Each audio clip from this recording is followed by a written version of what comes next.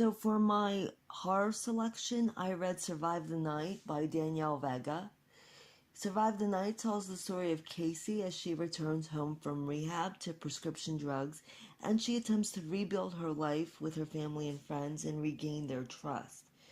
Upon returning home, Casey is persuaded by her friends Shayna, Aya, and Julie to attend a New York City rave party within its subway tunnels.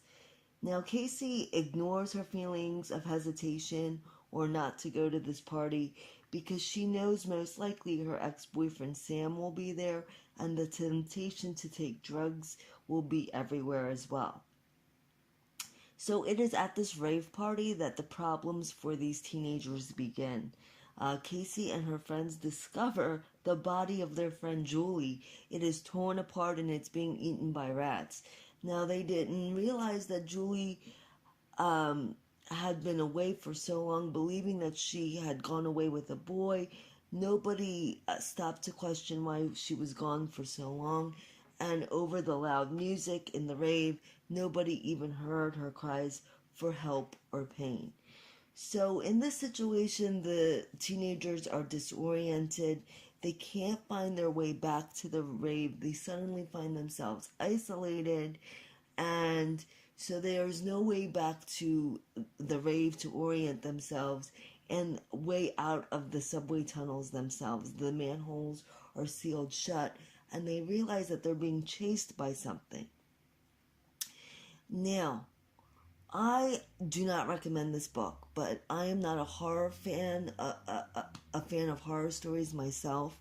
But as I was reading this book, I found the events or sequence of events, you as a reader become frustrated and annoyed the way they're presented in the novel.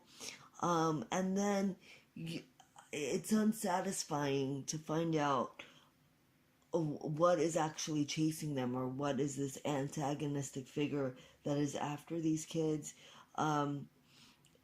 So for me, I didn't find this as a satisfying horror book. And I tried to select novels that presented relevant problems to teenagers, or problems that would be relevant to teenagers. So the opioid addiction that is taking place throughout the country, I thought would be relevant to teenagers, but I did not like the way it was presented in this book. So it was very casually presented, and it came off as though you could just come back from rehab and really continue the life as it was, with the same friends, with the same experiences that you had before, and be drug free and not addicted.